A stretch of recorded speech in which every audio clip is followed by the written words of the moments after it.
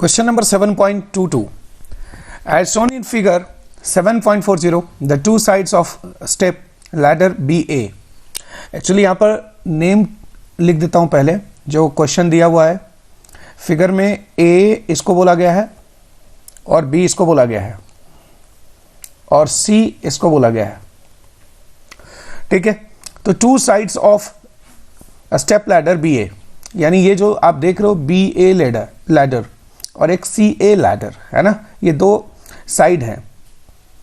Okay, अब इसकी length 1.6 metre given है, इसका मतलब है कि ये टोटल 1.6 मीटर है। ओके, यानी AB की वैल्यू 1.6 एंड AC की वैल्यू भी 1.6 metre long and hinged at A, यानी हम कह सकते हैं कि जो A है यहां पर हिंज किया गया है।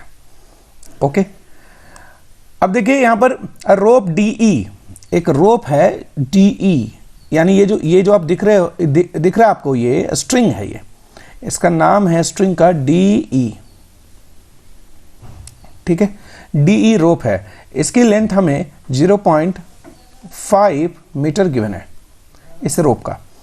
ये रस्सी से बांध रखा है, ये दोनों ही लैडर है ना, मतलब ये दो जो सेक्शन है, साइड सेक्शन है AB और AC, इसकी लेंथ आपको गिवन है और कह रहा है कि इसका मास नहीं मानना है, यानी लाइट है, इसका खुद का वेट नहीं होगा। इस जो डंडे लगे हुए हैं स्टेयर का, लैडर का, सॉरी, इसका अपना मास नहीं होगा।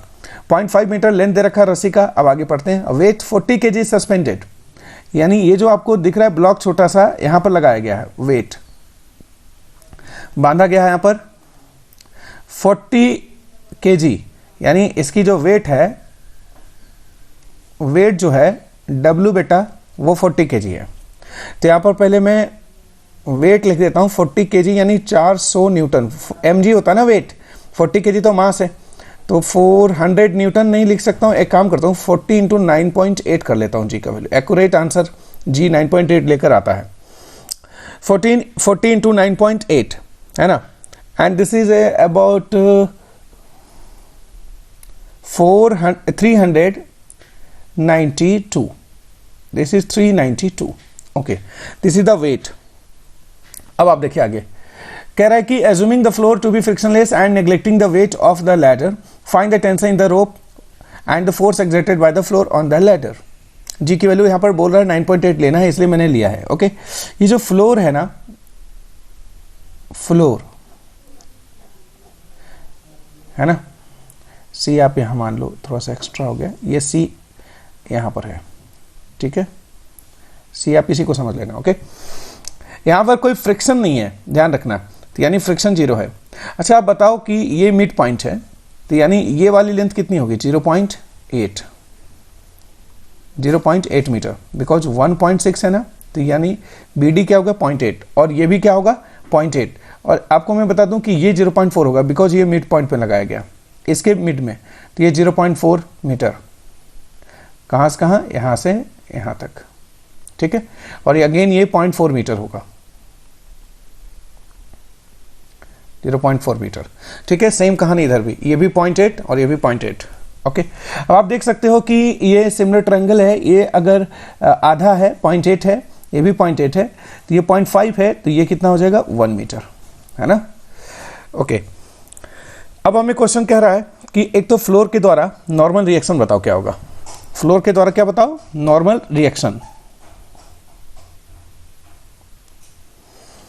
तो ये जो फ्लोर है यहां पर नॉर्मल रिएक्शन, ये फ्लोर के द्वारा क्या लगेगा यहां पर? तो एक तो नॉर्मल लगेगा फ्लोर के द्वारा इस पॉइंट पे, तो इसका नाम रखता हूं NB।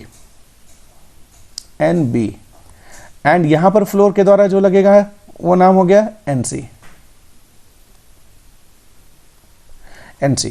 तो NB और NC। ओके, अब आप एक काम कर सकते हो, देखो इसमें क्वेश्चन को सॉल्व करना है तो ये पूरा देखो, ये पूरा लैडर सिस्टम, ये जो आपको दिख रहा है ये पूरा रेस्ट में है, तो इसका मतलब नेट एक्सटर्नल फोर्स पूरे लैडर सिस्टम में 0 है, एंड एक्सटर्नल टॉर्क भी नेट क्या होगा? 0। किसी भी पॉइंट के बाद, चाहे पॉइंट A के बाद टॉर्क की बात करें, पूरी दोनों मिलकर जो सेटअप है, पूरे सेटअप पे नेट टॉर्क क्या है? पॉइंट A के बाद 0।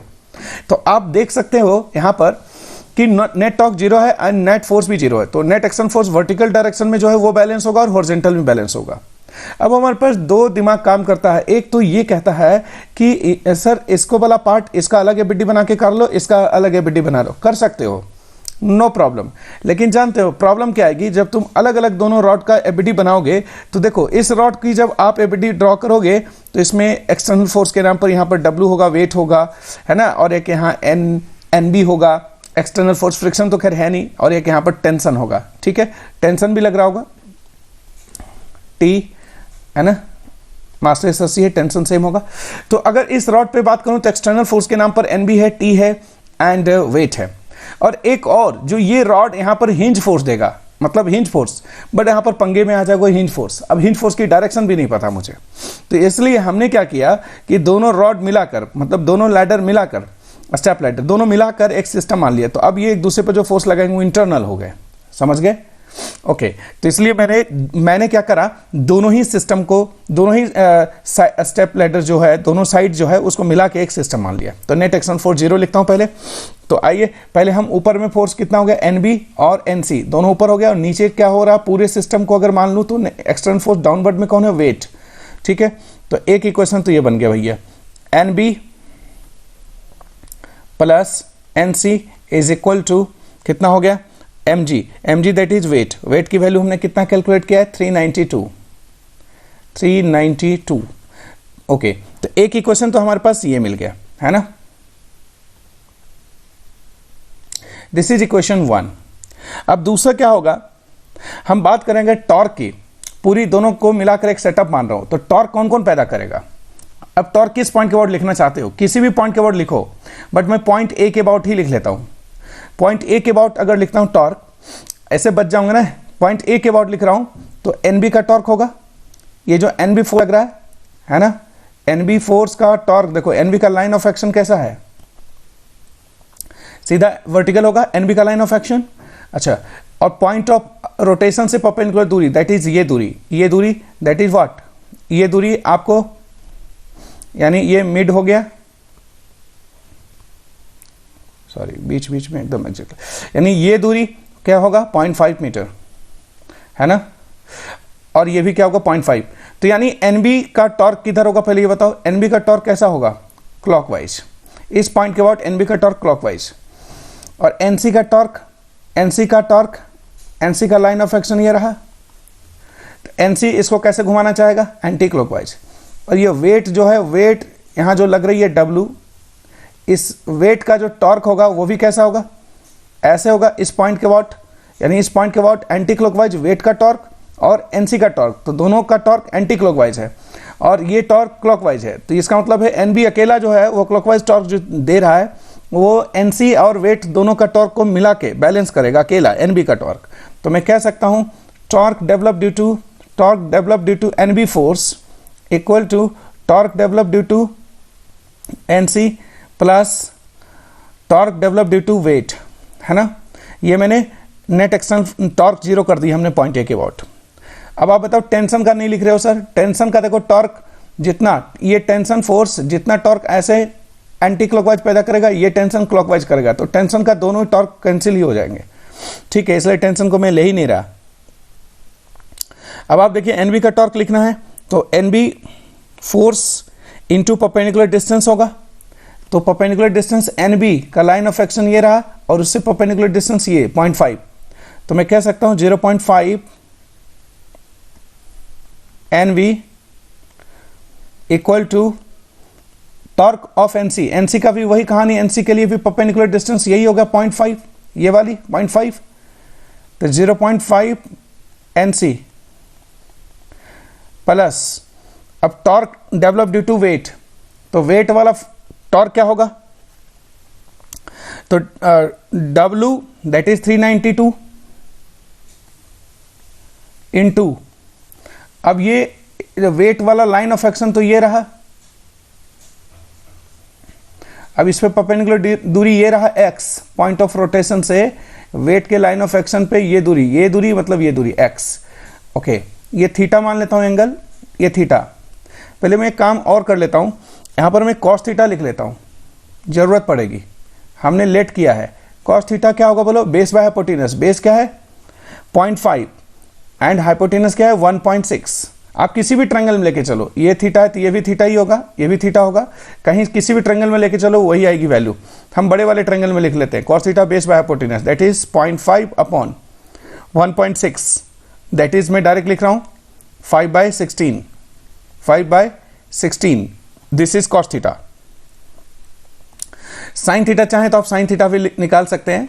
साइन थीटा देखो, आप साइन थीटा में सॉल्व करूंगा अगर, तो साइन थीटा परपेंडिकुलर ये रहा और हाइपोटेनस ये रहा, तो हाइपोटेनस आपको पता है, परपेंडिकुलर आपको पता करना पड़ेगा पाइथागोरस थ्योरम लगा के, ये वाला हाइट मतलब परपेंडिकुलर इस एंगल से, तो साइन थीटा बराबर ये अपॉन 1.6 है ना।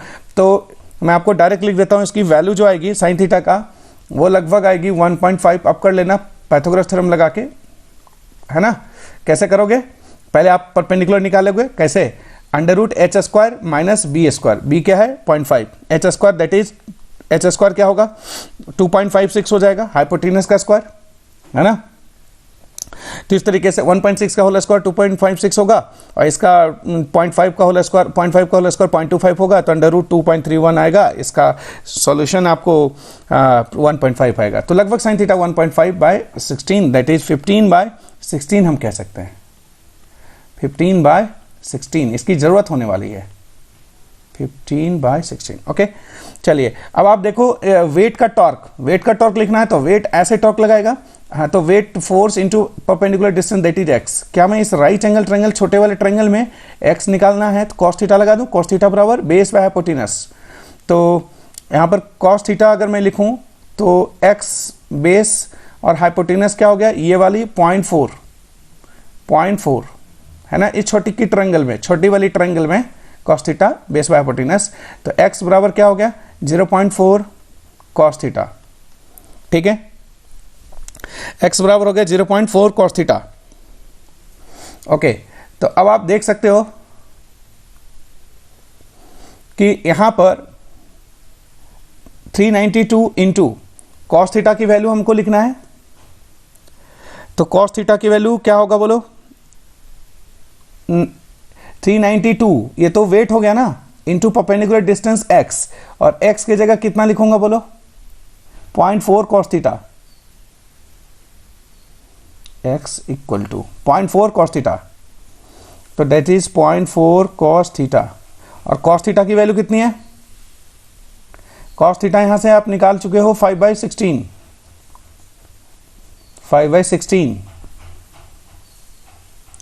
ठीक है। तो आप इसको डेसिमल हटाओ, ये हो गया 4 and 40 है ना, 40 एंड दिस इज 5 और 8 जाओ 40, 1/8 हो गया इसकी पूरी सॉल्यूशन। तो 392, एक इसको हम इधर ले आते हैं 0.5 कॉमन ले लेता हूं, NB माइनस NC, इधर क्या हो गया 0.5, इधर 0.5 NC इधर ले आया, 0.5 कॉमन ले लिया, इधर क्या हो गया 392 इंटू 1/8 है ना, एंड दैट इज, इसको सॉल्व अगर करेंगे तो 49 आएगा, ये कट जाएगा ये 49, तो 49 हो गया, ठीक है। तो NB ये 8 49 है ना, 49 टाइम्स कटेगा, ठीक है ओके। अब आप देखो NB माइनस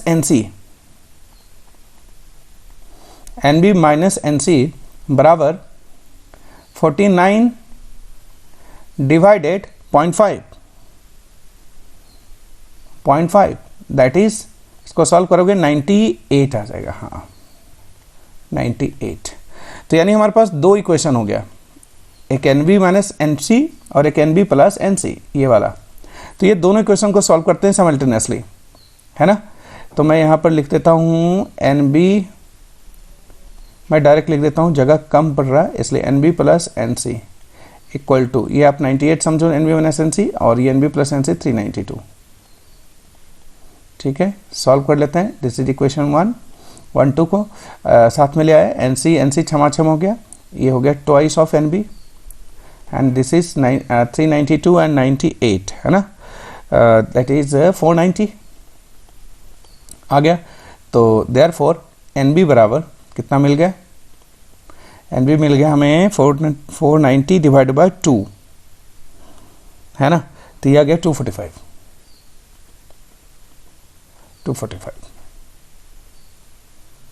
ठीक है, जगह इस्तेमाल करने होंगे मुझे।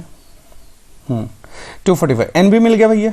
अब एन बी की वैल्यू अगर आप डाल दें इसमें, है ना, इसमें एन बी की वैल्यू डाल दें तो एन सी मिल जाएगा। आप सॉल्व करेंगे तो एन सी बराबर 392 माइनस 392, इसी में डाल दो ना, एन सी अगर इससे निकालूं इसी क्वेश्चन से, तो एन सी बराबर क्या हो गया 392 माइनस एन बी, और 392 माइनस एन बी कितना है 245, तो कितना हो गया 147, तो डायरेक्ट लिख रहा हूँ 147 Newton, and this is also in newton. तो एन सी आपको मिल गया, यानी ग्राउंड जो यहाँ पर सी पॉइंट पे रिएक्शन दे रहा है, नॉर्मल फोर्स, कॉन्टैक्ट फोर्स, वो है 147 Newton, and this is 245 Newton, this is 245 Newton. Okay, तो ये दो आ गया। अब हमें टेंशन निकालना है यार, तो टेंशन कैसे निकलेगा, तो मैं क्या करता हूं, किसी एक लैडर सेक्शन को पकड़ लेता हूं। तुम बोलोगे फिर सर फिर हिंज वाला फोर्स आएगा, अरे देखो एक लैडर सेक्शन को इधर राइट वाला पकड़ लेते हैं, बिकॉज इसमें तो वेट भी लगा हुआ है, तो ये आसान होगा राइट वाले सेक्शन को। तो इस सेक्शन पे नेट टॉर्क जीरो, तो देखो पॉइंट ए के अबाउट ही हम टॉर्क नेट जीरो करेंगे, ताकि हिंज यहाँ पर जो फोर्स इसके द्वारा लग रहा होगा ना, ये वाली साइड के द्वारा, तो हिंज फोर्स का टॉर्क ए के अबाउट खुद ही क्या है जीरो, इसलिए आसान रहेगा। तो मैं यहां पर लिख रहा हूं टॉर्क, है ना, ऑन लैडर एसी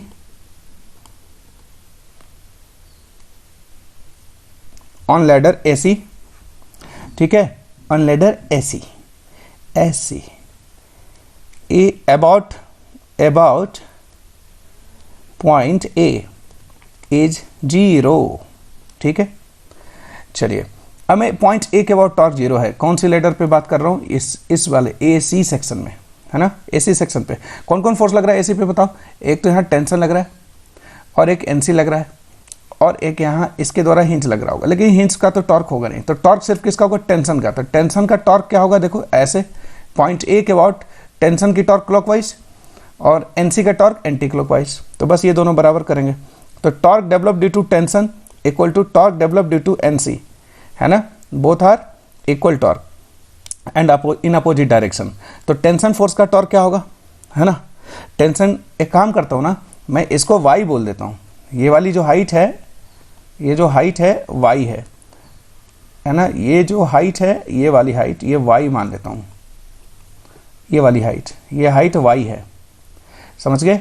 अब ये भी थीटा ही होगा, एंगल ऑब्वियसली सिमेट्रिक है, तो sine theta perpendicular by hypotenuse, ये hypotenuse sine theta equal to y upon ये क्या होगा 0.8, तो यहाँ पर sine theta equal to y upon 0.8, तो y की वैल्यू हो गया 0.8 इंटू साइन थीटा, ठीक है, ये दूरी।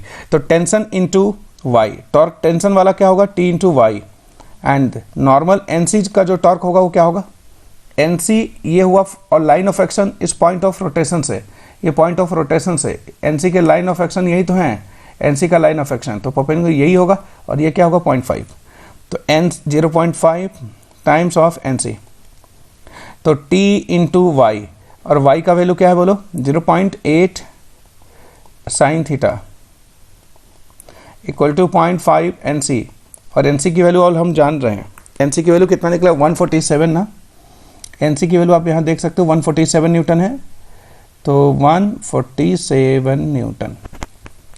अब आप देखिए t into 0.8 into sine theta, sine theta की वैल्यू यहाँ पर क्या है बोलो 15/16, है ना, 15 या 1.5 बाय 1.6 भी रख सकते हो, एक ही बात है ना, 0.8 इंटू साइन थीटा, है ना। अब this is equal to 0.5 into 147, तो यहाँ से t 0.8 को काट सकते हो, 0.8 से 2 टाइम्स कट जाएगा, है ना, तो 1.5/2, है ना, यानी 1.5t बाई 2 हो गया, तो यहाँ लिख रहा हूँ 1.5 t by 2 equal to 147 into 0.5, तो 1.5 t इक्वल टू, है ना, 0.52 इंटू 147 इंटू 0.5, ठीक है। तो टेंशन बराबर कितना हो गया? आप कह सकते हो कि T बराबर 2 इंटू 147 इंटू 0.5 अपॉन 1.5, ठीक है। अब आप इसको जैसे मर्जी सॉल्व कर लें इसको, है ना। आप या तो इसको मान सकते हैं 2 इंटू 0.5 दैट इज 1, है ना, 147 बाई 1.5, है ना।